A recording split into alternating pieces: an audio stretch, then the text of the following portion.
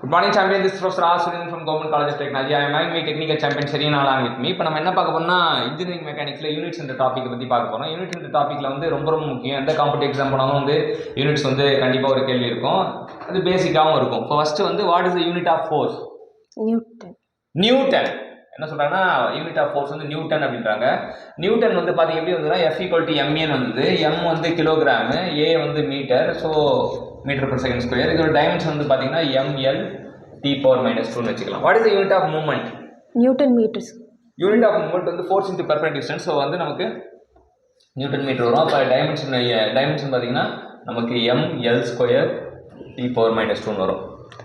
அடுத்தது moment of inertia of mass moment of inertia என்ன அப்படின்றது நம்ம தெரிஞ்சுக்கலாம். மாஸ் மூமெண்ட் ஆஃப் இனர்ஷியாக்கு வந்து என்ன ஃபார்முலா? கிலோகிராம் மீட்டர் ஸ்கொயர் அப்படின்றது இருக்கும். நம்ம மாஸ் மூமெண்ட் ஆஃப் இனர்ஷியானா வந்து மாஸ் வந்து யாரோட டான்ஸ் ஆடும்னா இந்த கையில் ஒரு 6 அந்த கையில் ஒரு 6ஓட டான்ஸ் ஆடும்.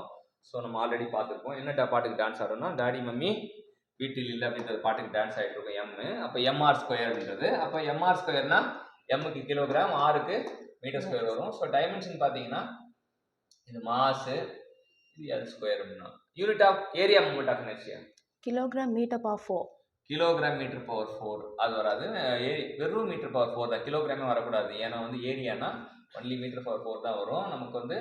அப்போ இங்கே L/4 வரும். Unit of angular acceleration radian per second square. இது வந்து ரேடியன் per second square வரும். டைமென்ஷன் வந்து T⁻⁻2 வரும். Unit of energy joule or newton மீட்டர்னு வரும். ஸோ நமக்கு பார்த்தீங்கன்னா நியூட்டன் மீட்டர்னா நமக்கு தெரியும், இதுதான் ml² T⁻⁻2. ஸோ இன்னைக்கு என்ன தெரிஞ்சுக்கிட்டோம் அப்படின்னா ஒரு 6 இம்பார்ட்டன்ட் வேரியபிளோட யூனிட்ஸும் தெரிஞ்சுக்கிட்டோம், டைமென்ஷன் தெரிஞ்சுக்கிட்டோம். கற்றுக் கொடுத்த சரினாக்கு தேங்க்யூ சொல்லுவோம்.